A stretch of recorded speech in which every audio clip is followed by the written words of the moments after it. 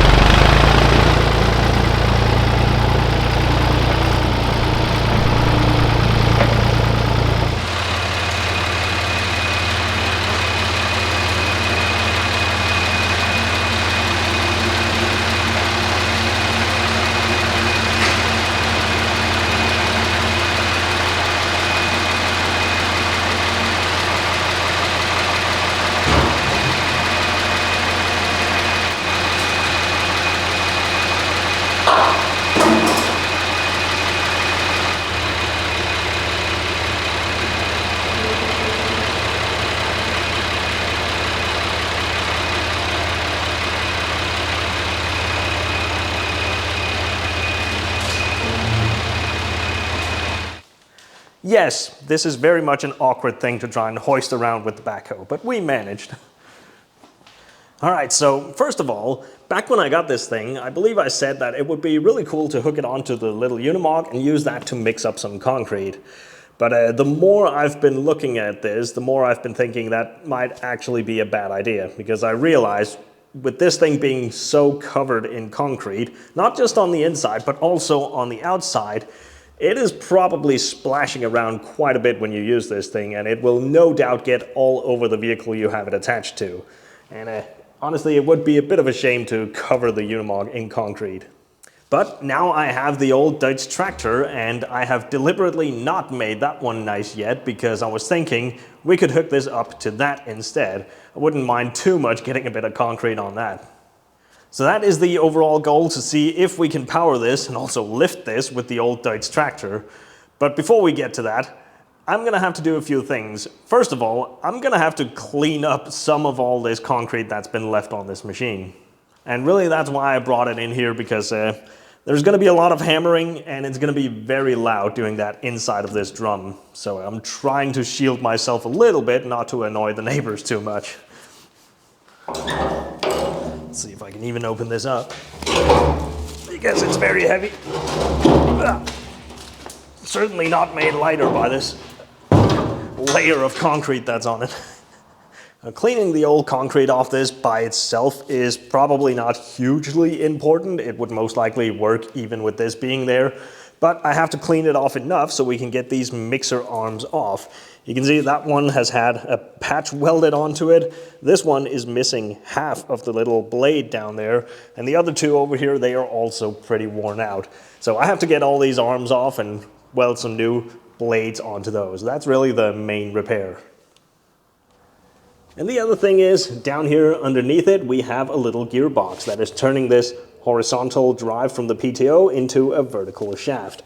Now that gearbox most likely has some oil in it, or at least it's supposed to have some oil in it, but I can't even get to check that thing because it's also completely covered in concrete. So I might want to clean that off as well and check that oil, or maybe just change it. Can't be a whole lot in there. Look at the buildup of concrete on that center shaft in there. Right, there's going to be a whole lot of stuff to knock off here, so this next part is going to be a little bit noisy. Now, I don't know if it's just me, but it always feels a little bit weird to crawl inside big moving machinery like this. Like crawling inside of a combine harvester or a rock crusher or something like that. Even when it's not connected to anything and it's rendered safe, it just feels like something you shouldn't be doing. Right, well, let's make some noise.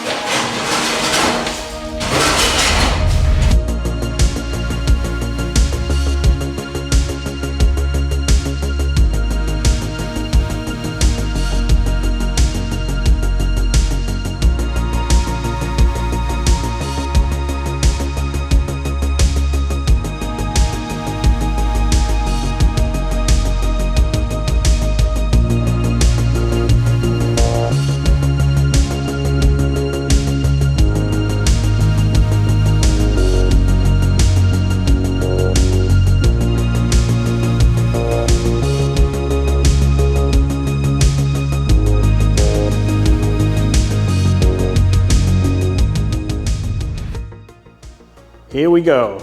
That actually took a really long time, but at least it was loud and uncomfortable.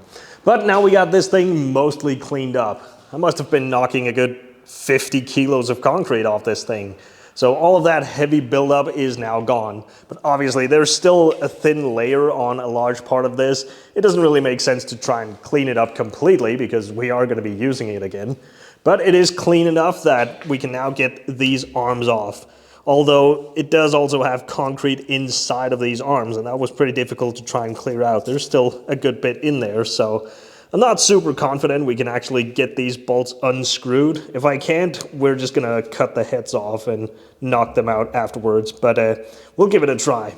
Also, I noticed now that it's a little more clean that the wear on these arms is not completely even. Like the spring on this one is worn pretty thin on one side, whereas something like that is still nice and thick. So I'm probably also gonna wanna switch up the positions of these arms just to even out the wear a bit more. But yeah, let's give it a try, see if we can actually get these off.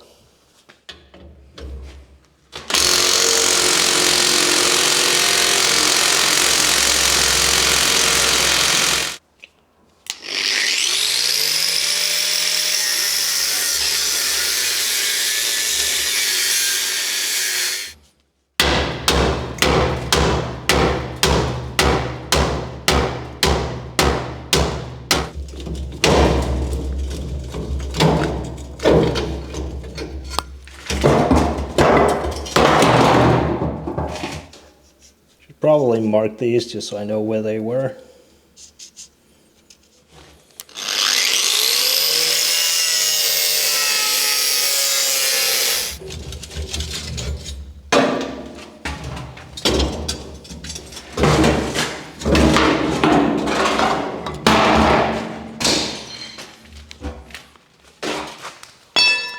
Still a little bit of concrete on the bottom side of these. Couldn't get to that when they were mounted.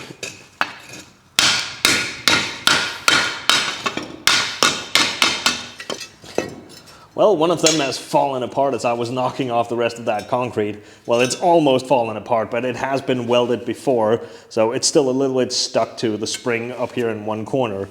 But this was also the one that was the most worn.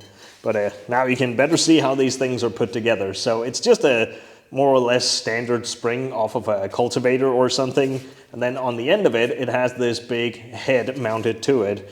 It's not supposed to be open down here like this, but it's just been so worn down that the metal has just split.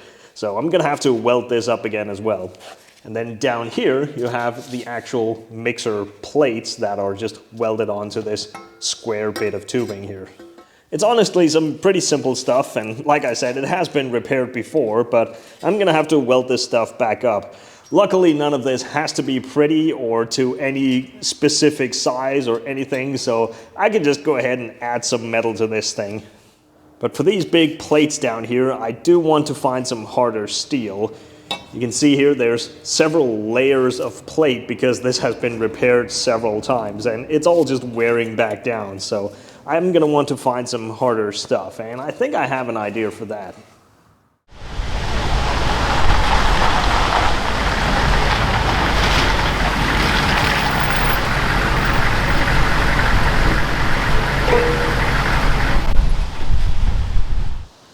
This here is a big piece of hot ox steel, some very wear resistant stuff. This was the cutting edge of one of the big front buckets of a big wheel loader. This was very kindly given to me by my uncle as he had done a repair on one of those big shovels, giving it a new cutting edge, and he had saved this piece. Because even though this is worn and rounded off here at the ends, the whole middle part of this is still fairly good. And really the main plan with this piece was to cut out that middle section and use that to repair the wide shovel for my old backhoe. And I might actually have enough to repair the narrow shovel as well. I think this is a 2.5 meter piece. Oh, it's 260 actually. That's plenty good. I think my wide shovel for the backhoe is 145 and the narrow one is just 30 centimeters. So I'm gonna have more than half a meter left. And I'm gonna have to discard these rounded ends anyway, so I think we can cut some nice bricks out of this and use that for the mixer. It'll be ideal with this hard steel.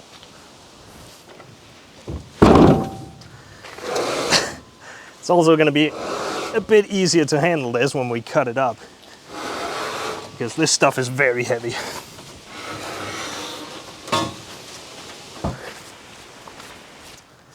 Now, since I'm going to be cutting this thing anyway, I may as well cut it down into those pieces that I need to repair those two shovels right away. Because again, it just makes it easier to handle this if I chop it down a bit.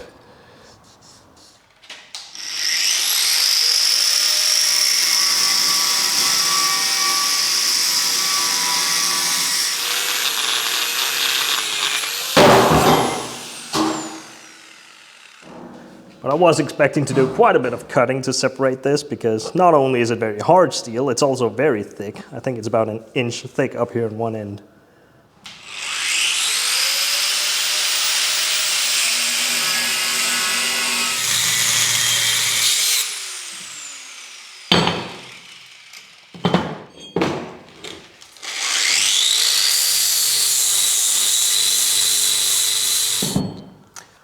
Well, here we go. Now I got some new wear plates for those mixer arms, and it's some really thick stuff. So not only is it hard steel, but yeah, there's a lot of it. So these are gonna last quite a long time.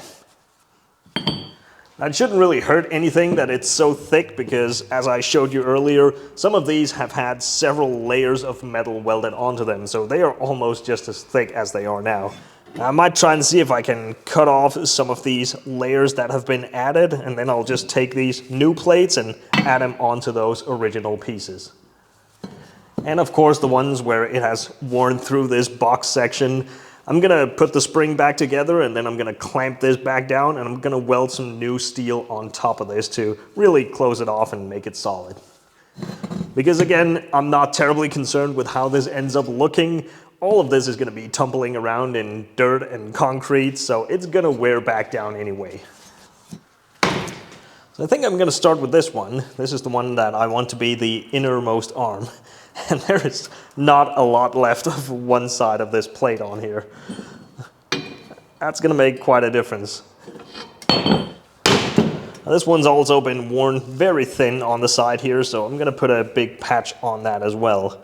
Now, originally, these head pieces, they were adjustable. This is a bolt that goes through and clamps this to the spring. So you could bring this whole thing up and down a little bit, but obviously these bolts are no longer movable. So I think what I'm gonna do is, once I have this cleaned up and prepped for welding, I'm gonna mount this back into the mixer, and then I'm just gonna line my plate up where I want it and tack it in place in there.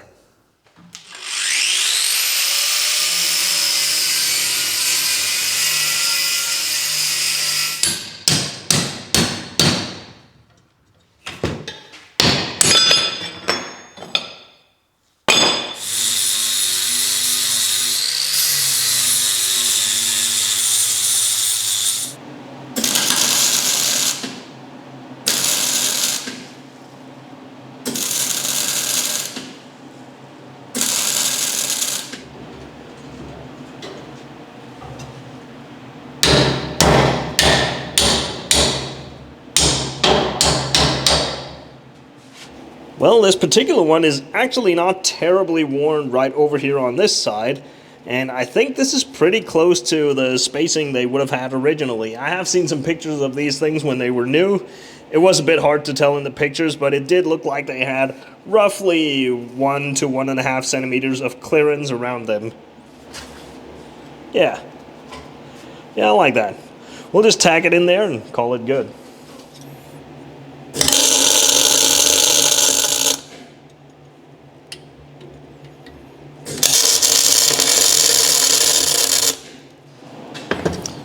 Alright, so before I go and do a full weld, I have been told that it's a good idea to preheat this hot stuff. Otherwise, it apparently has a tendency to crack along the weld.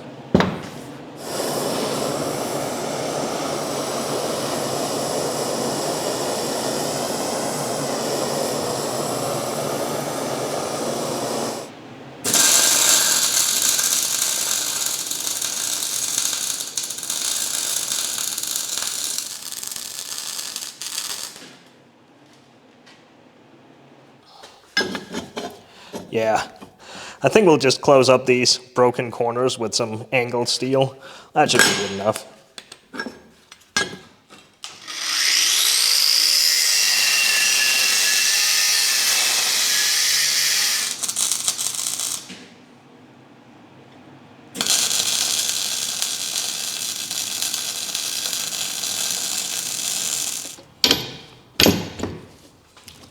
All right, well, it's not very pretty, but it'll work. This thing is also a little bit heavier now that it has some more steel on it.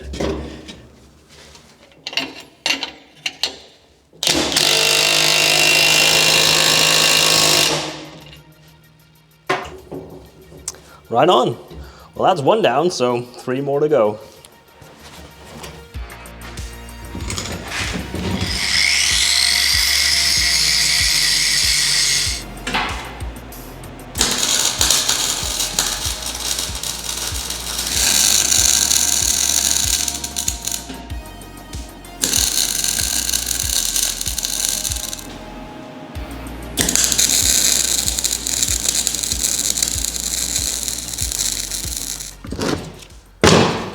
Now, I have noticed that 2 of these arms are missing the little metal clamps that go around here to hold the springs together. I don't really think those are super important. It has been doing without them before I got this machine, but now that we have these things off and we're welding on them anyway, let's just make some new rings for that.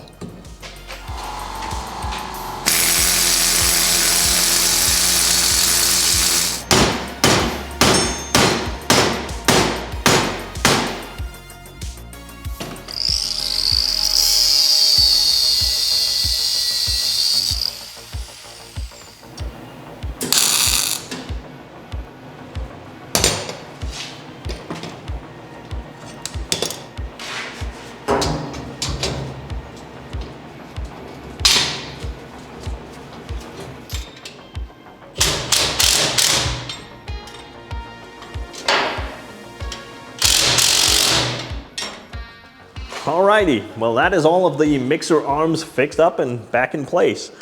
They are looking pretty robust now. This should work quite well. And hopefully these things are going to last for the rest of this machine's lifetime. Because eventually these machines do wear out. It's never going to be the kind of thing that lasts forever because they have a really hard life. Eventually they will wear through the entire skin of the whole barrel here, and when that happens it's probably not worth the effort to patch them up anymore. You can actually see it on this one, right where it has this rust line all the way around. The whole thing is bulging out a little bit. And it lines up perfectly with this spring in here, so it's just constantly pushing gravel and rocks and stuff up against this side. But hopefully we have prolonged the life of this thing quite a lot by fixing those arms. Now while I was knocking concrete off this, I did also knock a lot off this gear housing down here because I was thinking there's probably some oil in here, or rather there's probably supposed to be some oil in here. But I would really like to check, and that right there looks like a fill plug, so I'm guessing that's where we have to go. Let's see if we can get that out. It looks a bit rusty.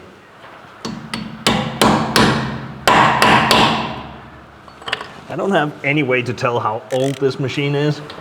All the different data plaques and stuff are long gone. But I have no reason to think that anyone ever changed this oil, so whatever is in here is probably the same that was put in from the factory. Well, I see a big gear, and that's about it. Does look like we have a drain plug right down here. You know what, I'm just gonna take that out and drain out whatever's in here.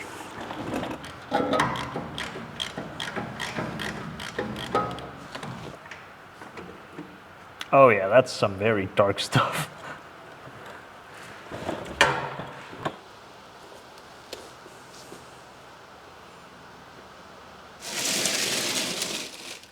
Wow.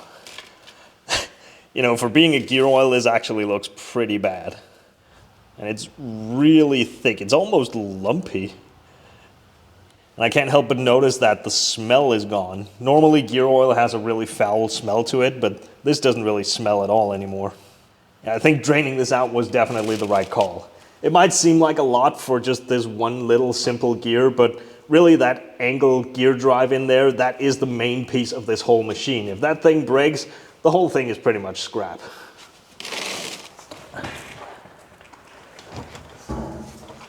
It's not really any good or easy way to get the oil back in here, so it's gonna have to be with the big syringe, but that takes some effort with this thick oil.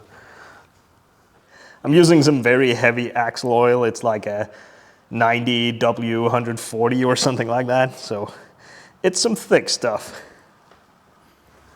Right, so with that sorted out, this thing really should be ready to go. But there is one more thing I would like to do, because as I was looking around for pictures of these to try and figure out exactly how those arms were supposed to look and sit, I couldn't help but notice that several of these had a little chute coming off the back of them here to sort of help guide the concrete out the back. And I was thinking that that would actually be really nice to have on this. It would make it much easier to control the pour if you could sort of aim with that. And also it means that you wouldn't have to bring the entire machine on top of wherever you are pouring. You can just drive up next to it. But check out what I just noticed now that I was crawling around underneath this. This already has a set of mounting points for exactly that. So I'm guessing this machine also had a chute like that at some point, but for whatever reason that thing is long gone. But with those mounting points already being there, it's going to be pretty easy to do what I have in mind. So we're just going to make a new one for this. Now some square tubing would have been ideal, but I don't have the right size. But this round stuff is going to work just fine as well.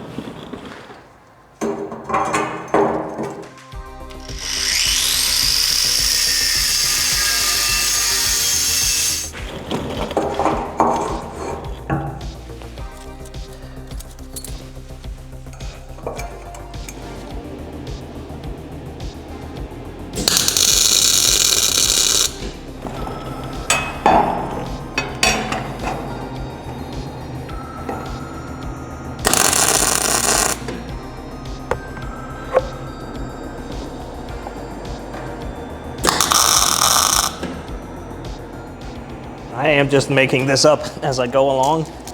It's not super critical, so I'm just building with whatever I have laying around.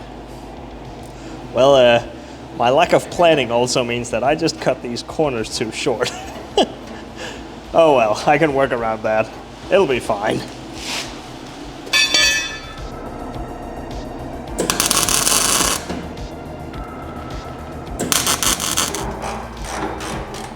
And of course, this thing is still going to be detachable in case you need the extra clearance underneath here.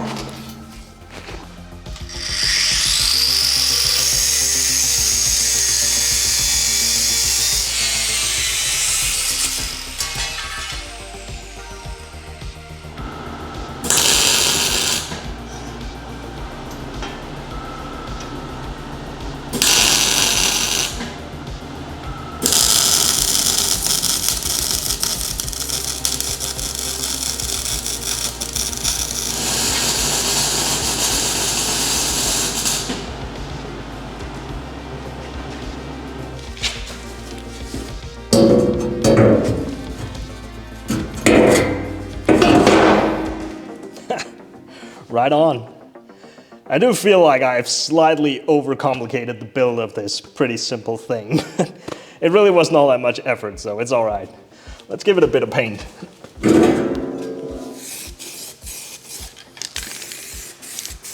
And I do realize the paint is going to wear off pretty quickly when we start putting concrete through this thing. But at least it'll still be painted on the outside. Well, I found some green paint, so let's give it a little bit of that as well. Just to try to make it look like it at least somewhat belongs on this machine.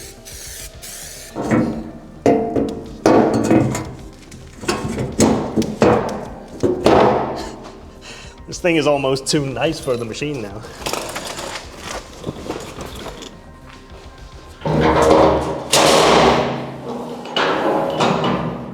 Right on. Well, I think that's about it. We should be ready to start using this thing now. So let's go ahead and get this hooked up on the old Deutz to see if it will even spin. That's really what I'm most curious about, is to see how the old Deutz handles this. After all, this is relatively big compared to the tractor. But I mean, it really shouldn't have any problems handling this, at least when it's empty. I'm more curious about when we start putting stuff into this, but let's just hook it up for now, see what happens.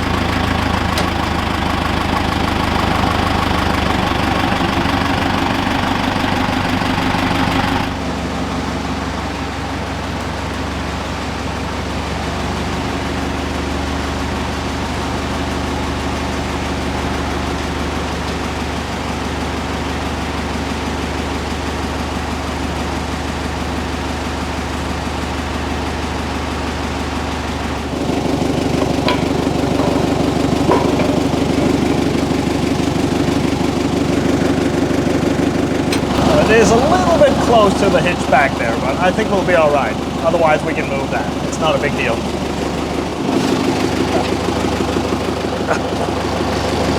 Not leaving me a whole lot of room to get back here.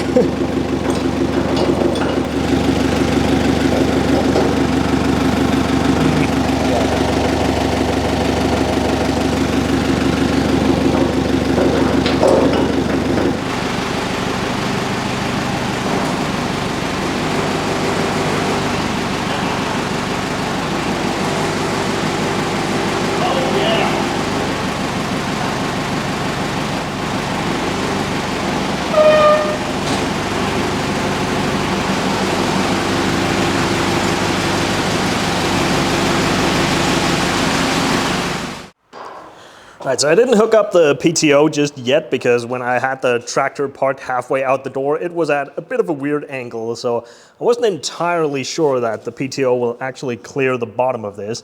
It's quite a steep angle up to that PTO outlet there, but let's go ahead and try and hook it on, but I'm going to have to move my hitch right here. I guess it wasn't completely wasted that we straightened this up.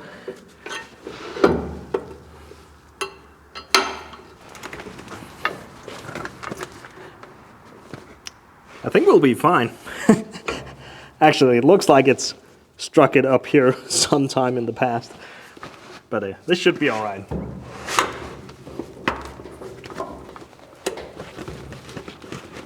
Right, let's try this out.